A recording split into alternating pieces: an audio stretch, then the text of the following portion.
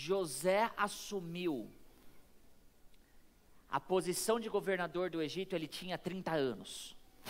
Ele chegou no Egito com 17, passou 13 anos sofrendo,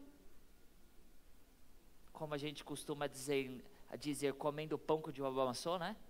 Sofreu pra caramba, 13 anos de puro sofrimento. Alguns momentos melhores, mas boa parte ali na cadeia. E então ele passa administrando o Egito durante 7 anos de prosperidade, e como Deus havia orientado ao faraó através dos sonhos, viriam 7 anos de fome, 7 anos de miséria.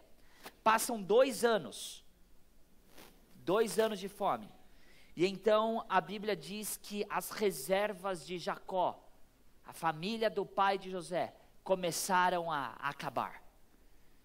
E ele então ouve que no Egito tinha comida. E ele manda os filhos então atrás de comida. Só que quando ele manda, ele guarda Benjamim, o irmão de José. Ele fala assim: eu já perdi José, não vou perder Benjamim também. Benjamim fica e vocês vão buscar comida para a gente. E quem cuidava de toda a cena no Egito, a venda de todas as coisas, era José. E então chegam os 10 irmãos de José e se ajoelham diante dele. E eu fico imaginando essa cena,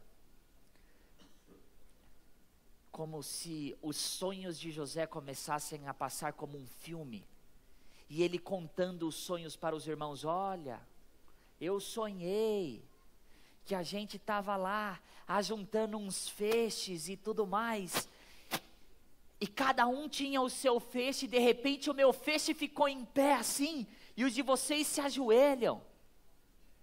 Eu sonhei que a lua, o sol e as estrelas 11 estrelas começam a se ajoelhar diante de mim, e os irmãos então começam a brigar com ele, e a Bíblia diz que eles começam a ter um sentimento de ódio ainda maior contra José, e agora o sonho vira realidade, e José, na posição de governador do Egito, vê os 10 irmãos se ajoelhando diante dele. Se fosse eu já tinha tirado aquela peruca dele e já dava o berro, né? Eu contei para vocês que vocês iam se ajoelhar, toma! Agora, de novo, ajoelha, mais uma vez, de novo, tá aí, ó, babaca, não foi você que me vendeu aí, agora eu sou o governador, pega, só que ele não era o Rafael, né, ele era o José, ele foi bem mais cauteloso, e quando eu leio toda a história, eu acho que ele quis colocar os irmãos à prova. Eu acho que ele queria ter a certeza do arrependimento dos irmãos. O que José faz? Trata os 10 irmãos como espiões. Quem são vocês? Não, a gente veio lá de Canaã comprar. Espiões. Não, a gente é filho de um mesmo pai. Espiões. Tem pai, tem mais irmão, tem irmã. Começou a fazer uma série de perguntas, e eles começaram a falar, né? Começaram a soltar tudo. Em um determinado momento, Rúben já diz para os irmãos: eu falei para não tratar mal o menino. Falei para deixar o moleque quieto e vocês não foram fazer. É por conta que a gente judiou do menino que a gente está sofrendo agora. Agora a gente vai morrer aqui no Egito e a culpa é de vocês, porque eu falei para tratar o menino bem. José sai de cena porque ele não se aguenta e ele começa a chorar. Se recompõe, lava o rosto, retoca a maquiagem, né? Que os egípcios tinham toda aquela coisa arada. Volta em cena.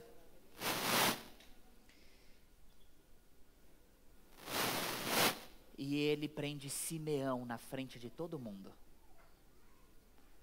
Mandou acorrentar Simeão na frente de todo mundo. No livro Patriarcas e Profetas, Ellen White, ela traz alguns detalhes que Moisés não deixou registrado quando ele escreveu o livro de Gênesis, livro de Êxodo e tudo mais.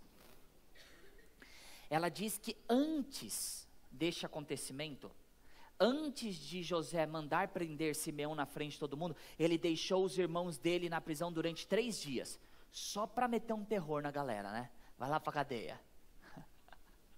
Quando eles voltam, pega esse aí, ó. E sabe o que Ellen White diz? Que Simeão foi o cara que mais fomentou para matar e vender ele. Você não aprontou comigo? Vai para cadeia, miserável. Prendeu e deixou ele lá. Eles voltam. E no meio do caminho eles abrem o saco de mantimentos. E o que tinha lá no saco? A prata deles. Só para dar uma aquecida no terror da galera, né?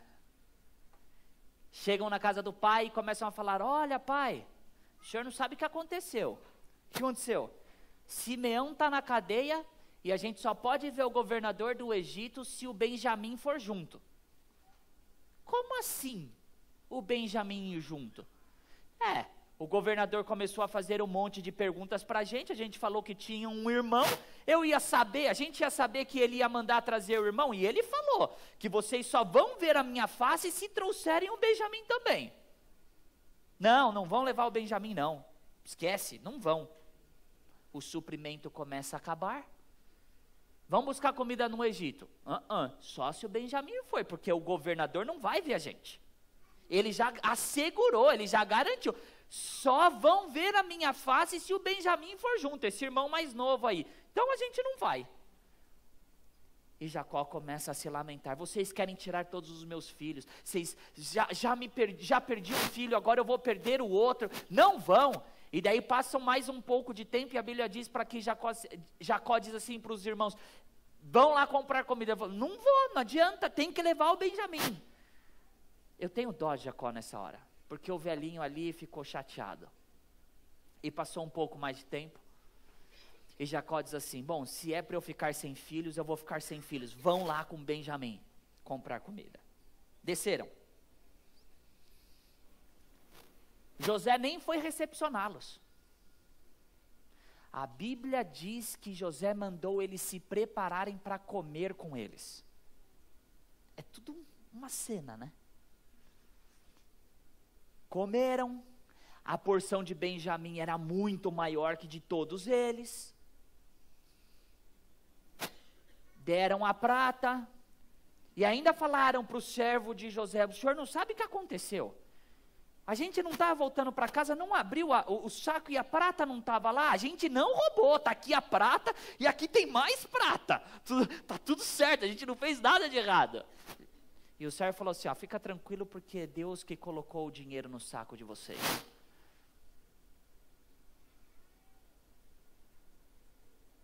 Instrução de José: pega a minha taça de prata, coloca na bolsa do Benjamim e deixa eles zarparem. Quando der uma caminhada ali, você vai sair com uma galera, um exército. Eu acho que ele mandou uns 50 assim. Cavalo, camelo, lança, espada, escudo. E eles foram e seguiram. O que vocês fizeram? O meu senhor tratou vocês tão bem, e vocês não vão e roubam meu senhor? Como assim roubou o seu senhor? Ué, cadê a taça do meu senhor, a taça de prata? Vocês roubaram meu senhor. Daí os irmãos ninguém roubou nada. E se alguém roubou, pode matar. Ele: tá bom. Tá bom. Aquele que roubou a taça é meu, o resto pode ir embora. Costume: abre do mais velho até o mais novo. Abre o saco lá do mais novo e blim, a taça lá. Sabe o que a Bíblia diz? Que todos os irmãos rasgaram as vestes. Esse era um sinal típico de desespero. Sabe quem rasgou as vestes antes deles? Jacó. Quando a túnica colorida chegou na mão dele, ele rasga as vestes. E agora eles rasgam as vestes porque eles iam matar o segundo irmão. Já mataram José, agora vão matar Benjamim. Daí volta o cão arrependido, sabe? Filhinha indiana, todo mundo de cabeça baixa, e vão voltando todo mundo para o Egito. E então começa o discurso. O que a gente pode dizer para o meu Senhor? Deus nos achou culpado, somos todos escravos. José olha e fala assim: não, todo mundo não. Como que eu vou fazer isso? Só quem estava com a taça é meu escravo, o resto pode voltar embora. Quem que foi? Benjamim. Benjamim fica, o resto pode todo mundo embora. Daí sabe quem toma a palavra? Judá. Que foi o que deu a ideia de vender José para os primos, para os ismaelitas. E ele fala assim: olha, meu senhor, eu não sou nada, o Senhor é o governador da maior nação do mundo. Quem sou eu para falar alguma coisa? Mas por favor, deixa eu falar uma coisa ao ouvido do meu Senhor. Há vários anos atrás, o nosso pai já perdeu um filho. E se o nosso pai perder esse outro filho, que é irmão daquele que já morreu, ele vai morrer, ele não vai aguentar. Eu fico no lugar dele. Eu fico. Por favor, eu jurei para o meu pai que ele voltaria. Eu fico no lugar dele, mas deixa o menino voltar para o nosso pai não morrer. Eu fico aqui, eu tomo a culpa dele, não faz nada com o menino. Deixa ele voltar. E daí José já não aguentava mais, né? Lê comigo a cena. Está em Gênesis 45. Lê comigo. José já não se aguentava mais na altura do campeonato. Eu já contei boa parte da história, agora eu quero ler com vocês, porque os detalhes aqui são fantásticos. É coisa maravilhosa essa história.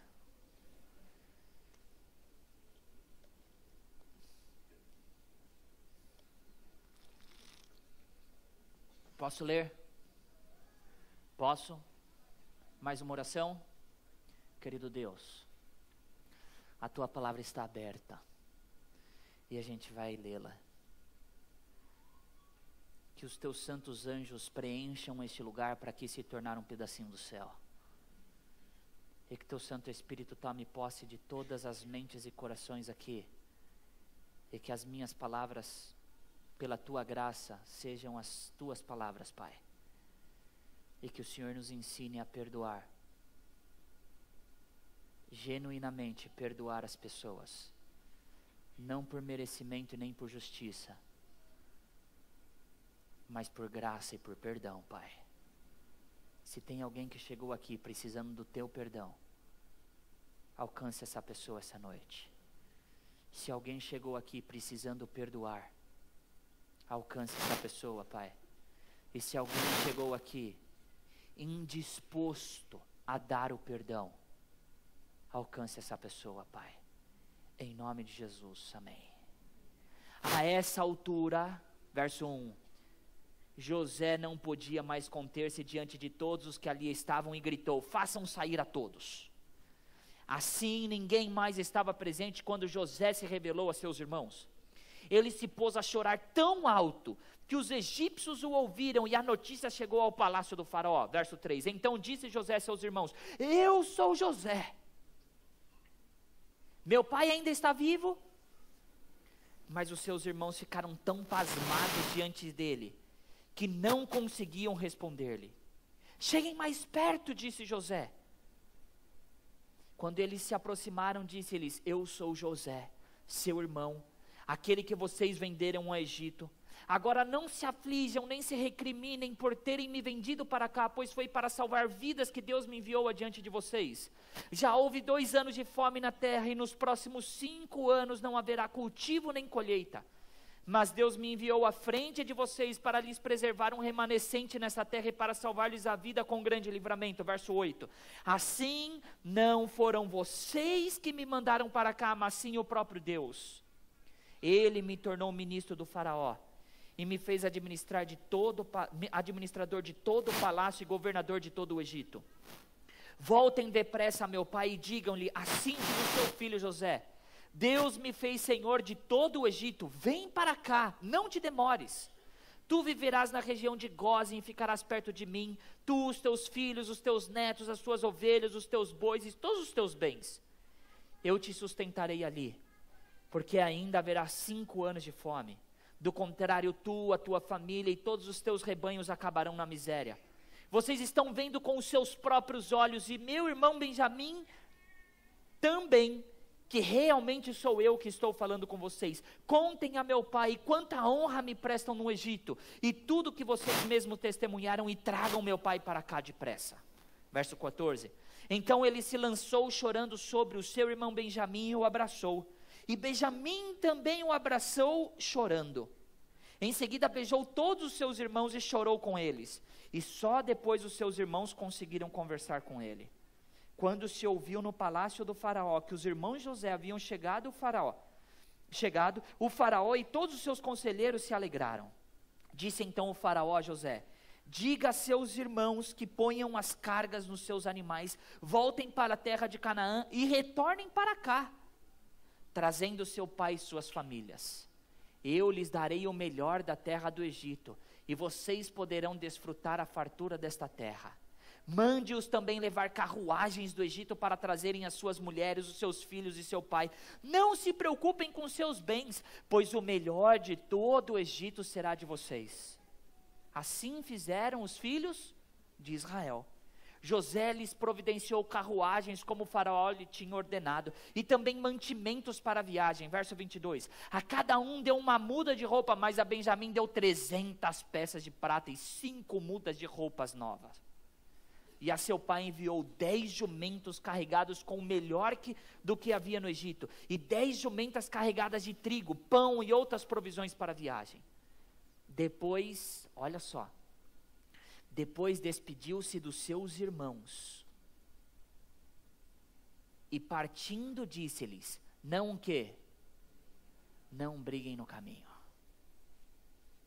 José não se aguenta, se revela aos seus irmãos, abraça cada um, beija todos eles, e aí diz, não foi vocês que me venderam, foi Deus que me enviou para cá, para que eu pudesse cuidar de muita gente.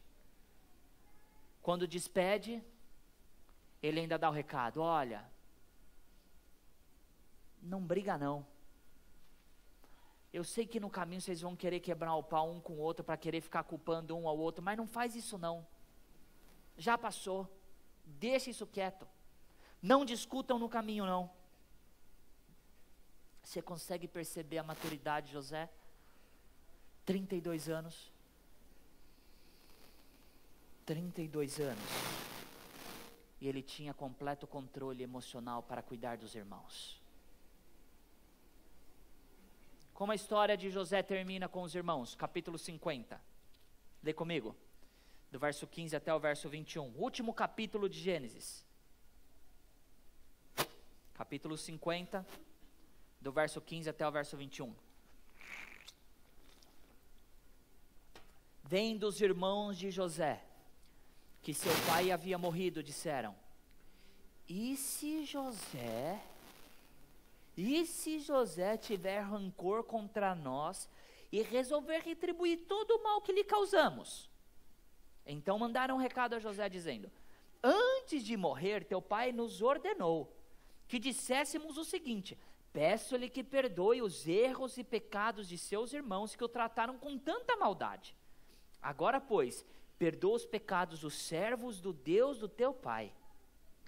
Quando recebeu o recado, José chorou. Depois vieram seus irmãos, prostraram-se diante dele e disseram, aqui estamos, somos o quê? Teus escravos. José, porém, lhes disse, não tenham medo. Estaria eu no lugar de quem? Estaria eu no lugar de Deus? Vocês planejaram mal contra mim, mas Deus o tornou em bem, para que hoje fosse preservada a vida de muitos. Por isso, não tenha medo. Eu sustentarei a vocês e aos seus filhos. E assim os tranquilizou e lhes falou amavelmente. Essa parte da história talvez seja a mais marcante para mim. Enquanto o pai estava vivo, os irmãos estavam meio tranquilos. José ama demais Jacó, ou Israel, como a gente preferir chamá-lo. Ele não vai fazer nada com a gente. O pai morreu e o medo bateu na porta dos irmãos. E se ele quiser se vingar agora?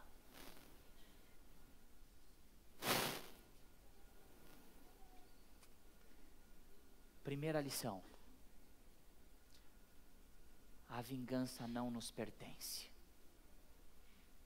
Estaria eu no lugar de Deus?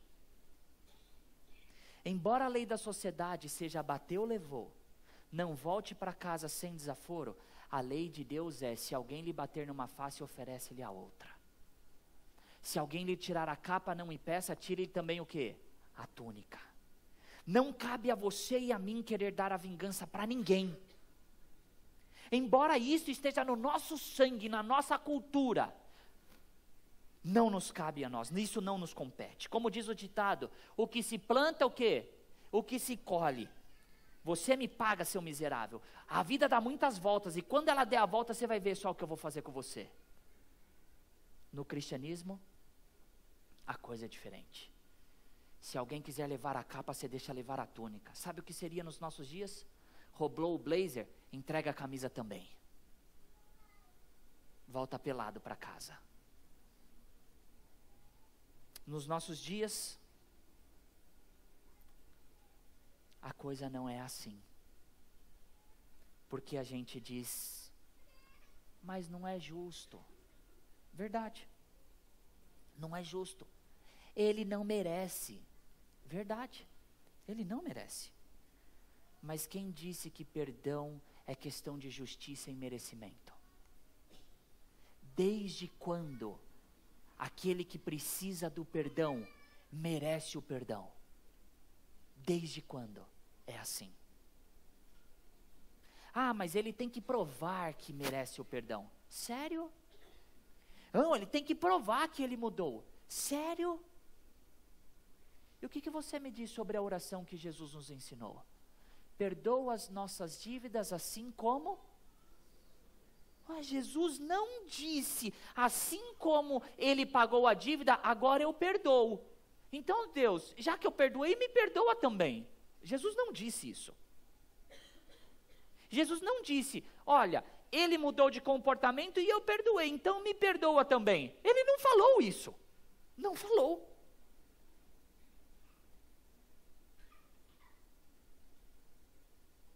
Se o nosso perdão, ele é condicional ao perdão que nós oferecemos. E se nós não oferecemos perdão, não tem perdão. Não é algo condicional, não é por merecimento. Sabe? Entender e aceitar são duas coisas diferentes. Muitas vezes a gente entende, mas a gente não quer aceitar. Eu entendo que o entender está no campo intelectual e o aceitar é no campo prático. Porque muitas vezes a gente entende, mas chega na hora do vamos ver, a gente não quer aceitar, a gente não deixa a coisa acontecer, mesmo que a gente tenha dito o contrário. Você entendeu que quem julga é Deus? Então por que às vezes você quer ser juiz, como Deus? Ou às vezes você quer ser o advogado de Deus? Por que às vezes você quer ser o intermediário, como se Deus precisasse de alguém aqui na terra para ser o representante dele? Principalmente quando é para descer o sarrafo nos outros, né? Ah lá, miserável pecador. E a gente abre a Bíblia e aí, ó, você faz isso, isso, isso. Como se eu estivesse no lugar de Deus. E como se Deus precisasse de mim para fazer isso. Quem sou eu para julgar alguém? Quem sou eu para ler o coração de uma pessoa? E saber as intenções dele ou dela? Quem sou eu? Queridos, a Bíblia diz assim: sejam gentis e sensíveis ao próximo. Eu trouxe na Bíblia a mensagem, que é uma Bíblia bastante interessante. Perdoem-se uns aos outros, assim como Deus em Cristo perdoou. Perdão total e incondicional. Você captou a mensagem, né? Perdão total e incondicional. Cristo te perdoou? Ele esperou a sua mudança? Ou, abro aspas, cito Romanos capítulo 5, verso 8. Ele mostrou o seu amor por você quando você era ainda pecador e morreu por você. Fecho aspas. Ele esperou alguma coisa da sua parte para ele morrer no teu lugar? Ou ele te amou e te perdoou incondicionalmente? E se ele fez isso, o que você está esperando?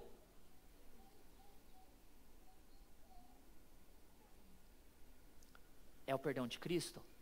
É o perdão que a gente tem que aprender a dar. Um perdão total e incondicional. Por quê? Porque Cristo me perdoou assim. Sem merecimento, sem justiça. Ele perdoou, eu tenho que aprender a perdoar. Fácil? Nem um pouco. Segunda lição. O verdadeiro arrependimento aceita as consequências. Você sabe a diferença de arrependimento e remorso? Sabe? Remorso não quer consequência. Arrependimento não quer perder a amizade. Como assim? Você lembra quando a gente era criança? E você fez, eu também. E a gente falou assim para o nosso pai: eu prometo, é a última vez, eu nunca mais vou fazer. Você lembra disso? Lembra, né? Você não queria não repetir mais ou você não queria não apanhar? Ok. Você tinha se arrependido ou você estava com medo da chibatada? Estava com medo, né? Eu não sei se na sua casa era assim, mas a gente apanhou em casa em progressão. Começou com chinelo, daí o chinelo não doía mais, daí foi para cinta, né? E um dia, não é que o meu irmão deu risada da minha mãe porque a cinta não doía? Pô, velho, vontade de matar meu irmão, né? Minha mãe, não tá doendo? Pegou um cabide de madeira, foi uma só, meu. Ficou vergão assim na perna, um V na perna de cada um, foi assim em casa. Mas a gente fazia isso. Não era arrependimento genuíno, era o quê? Medo de apanhar. Era medo de apanhar. Agora, o verdadeiro arrependimento aceita apanhar. O verdadeiro arrependido, ele vai chegar para o pai e para a mãe e falar assim: pai, pode bater, mas eu nunca mais vou fazer.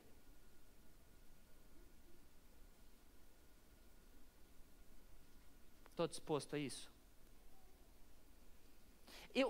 Eu confesso que é muito difícil a gente julgar o arrependimento, se foi ou não genuíno por parte dos irmãos. Mas olha o que os irmãos de José eles falaram. Olha só. Bem interessante. Aqui estamos, somos o quê? Se era genuíno ou não, eu não sei. Mas eles aceitaram a consequência. A gente está aqui. Sou teu escravo. Quando nós pedimos perdão, nós precisamos entender que nem sempre o perdão está ligado em excluir as consequências. Às vezes as consequências elas vêm. E aí? Aceite elas. Por quê? Porque você errou. O ladrão na cruz recebeu a certeza de Jesus, que quando ele voltar, ele vai para o céu com ele. Vai ressuscitar e vai para o céu. Mas ele morreu na cruz.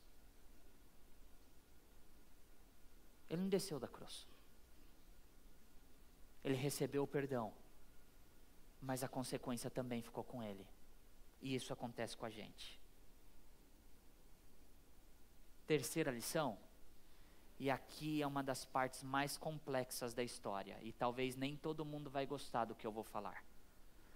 O perdão restaura os relacionamentos. Veja o que José falou para os seus irmãos. Por isso não tenha o quê? O que eu vou fazer? Eu vou sustentar vocês. E eu vou sustentar os meus sobrinhos. E assim os tranquilizou. E falou amavelmente. E lhes falou amavelmente. Sabe, gente? Eu tenho muita gente que eu tenho ouvido e eu tenho visto muita gente que diz ser cristão, que diz que perdoa as outras pessoas, mas Se eu vê-lo, eu vou para o outro lado da rua.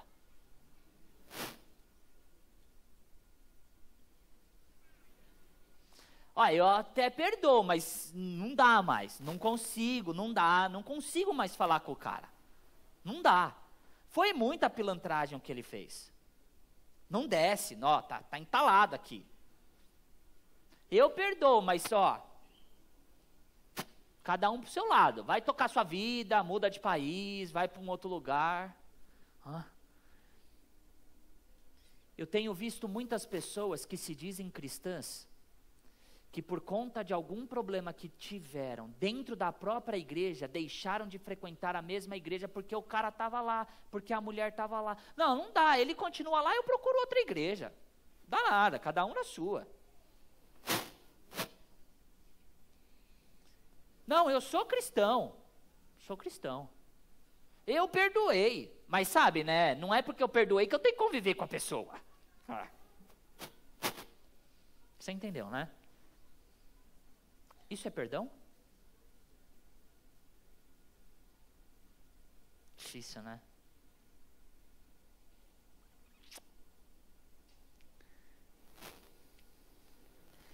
Bem difícil.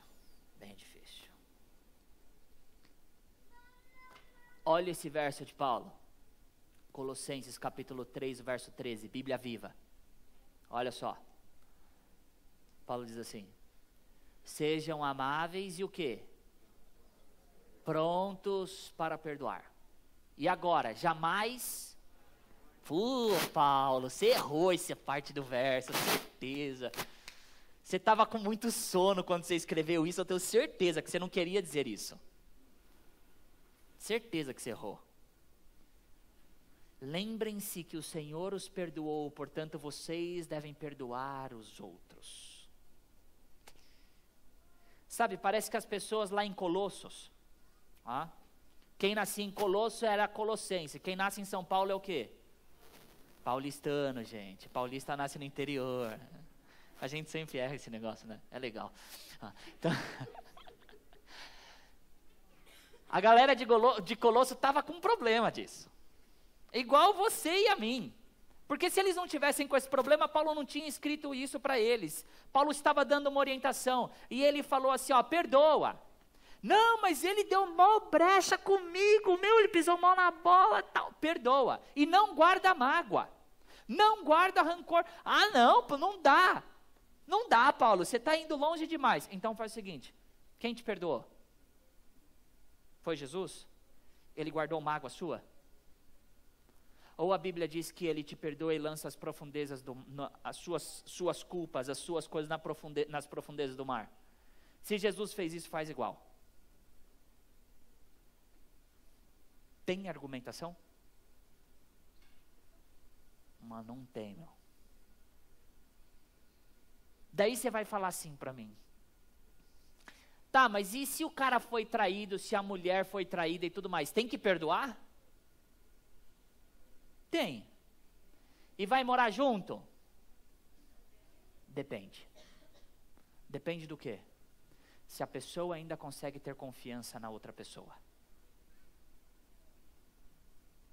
Existem pessoas que conseguem restaurar a confiança. Existem pessoas que não.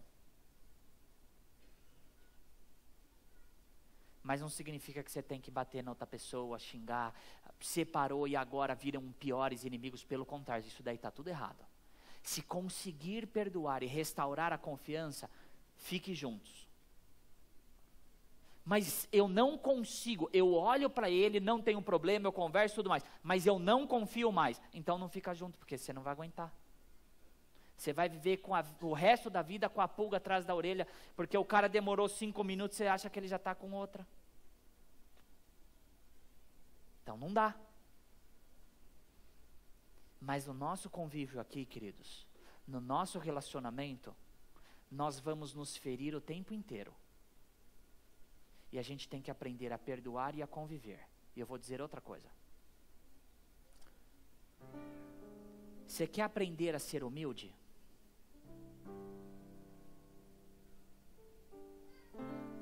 Sabe o que você precisa passar para aprender a ser humilde? Humilhação. É quando o cara te zoa na frente de todo mundo, e aí você abaixa a cabeça, sai de canto, não revida. É quando você procura a pessoa no particular e fala assim: olha, eu te amo, eu não quero guardar rancor por você. Mesmo que você não ame a pessoa, você fala assim: olha, eu preciso te amar. E eu vou te falar outra coisa, que eu estou querendo socar você, tá? Mas eu preciso te amar. Porque Jesus te amou e eu preciso aprender a te amar também. A gente precisa aprender a perdoar, como Jesus perdoou. E eu quero ir para a última lição. A última lição é assim, ó. O ofendido, ele tem necessidade de perdoar. Como assim? Na maioria das vezes a gente acha que quem precisa o perdão é apenas aquele que fez a besteira, o ofensor. Mas, gente, a verdade é que quem está ofendido, magoado, ele está com um peso nas costas, está com um negócio na garganta que ele precisa soltar isso. Não podemos esquecer que quem foi ofendido, ele precisa de mais cura até do que aquele que fez a ofensa. Quando os irmãos de José escreveram para ele, e agora eu não sei se foi verdade ou se foi mentira, eu não sei, eu sei que eles escreveram um recado em nome do pai, falando assim, ó: José, o pai mandou você perdoar. Eu não sei se é verdade ou não, para mim pouco importa se é verdade, o que importa para mim foi isso aqui, olha. Quando recebeu o recado, José o quê? Chorou. Sabe por quê? Porque ele estava com um peso na sua garganta e nas suas costas. Sabe por quantos anos? 39 anos. E você vai falar assim: mas pastor, como que você sabe que foram 39 anos? Porque ele foi vendido com 17. Com 30 começou a ser governador, são 13. 7 anos de prosperidade, dão 20. 2 anos de fome, 22. E Jacó viveu no Egito mais 17 anos. 39 anos. 39 anos querendo matar os irmãos.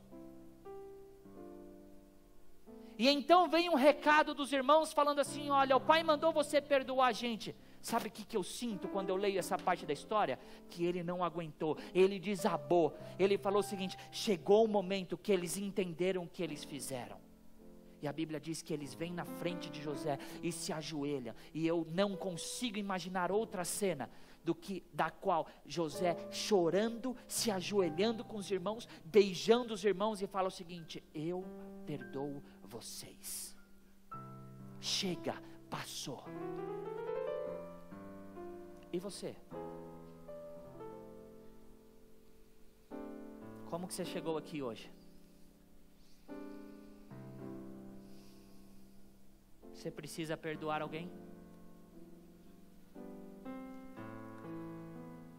Você está com alguém aqui, ó, entalado.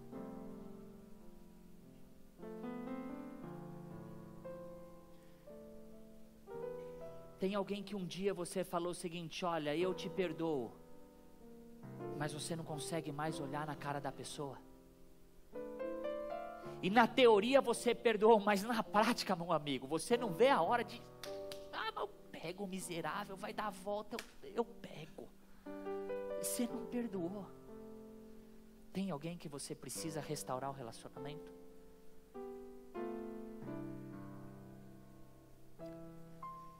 Você precisa pedir perdão para alguém? Esquece o que é justo, gente. Esquece o merecimento. Porque ninguém é justo, ninguém merece. Lembre-se de José. Lembre-se de Cristo. E perdoe. Posso orar por você? Querido Deus, agora eu vou falar por mim. É o Rafael falando. Quantas e quantas vezes, Pai, o meu coração já ficou amargurado por conta de pessoas que fizeram mal por mim. E talvez algumas pessoas concordem comigo agora. Quantas e quantas vezes, Pai, eu já pisei na bola com outras pessoas e não tinha nem coragem de olhar na cara das pessoas e muito menos vontade de pedir perdão. Quantas vezes, Pai, eu fiquei com nó na garganta porque eu não conseguia perdoar alguém. E talvez pessoas também concordem comigo. Por isso, Pai, eu vou fazer uma oração agora a Ti, pedindo que o Senhor nos ensine a perdoar. Isso não está em nós, isso é um dom de Deus. E porque o Senhor é o nosso Deus, a gente pede, nos ensine a perdoar. Como José perdoou, como Cristo perdoou. Não é por merecimento, não é por justiça, mas é por necessidade, Pai. Acima de tudo, nós precisamos do Teu perdão para viver sem pecado nas nossas costas, para viver sem acusação do mal diante de nós, falando: você é um miserável pecador. A gente sabe disso, mas a gente não pode suportar isso, Pai. Por isso, Pai, estenda a graça de Cristo Jesus sobre cada um de nós, nos perdoando. E se tem alguém aqui, Pai, com relacionamento estragado, restaure esse relacionamento. Se tem alguém aqui que chegou com o peso da culpa nas costas, precisando conversar com alguém, Deus, é a hora de se humilhar e aprender a humildade. Pai querido, dê força a essa pessoa, e que ela possa restaurar esse relacionamento. Se tem algum casal aqui, Pai, alguma família que está sendo destruída por falta de amor e perdão, restaure essa família, Pai. Restaure esse casal por amor a Jesus Cristo. E Deus, se tem alguém aqui que não consegue oferecer o perdão, ensine essa pessoa a perdoar. É a nossa prece, em nome de Jesus. Amém. Amém. Deus te abençoe. Um bom descanso.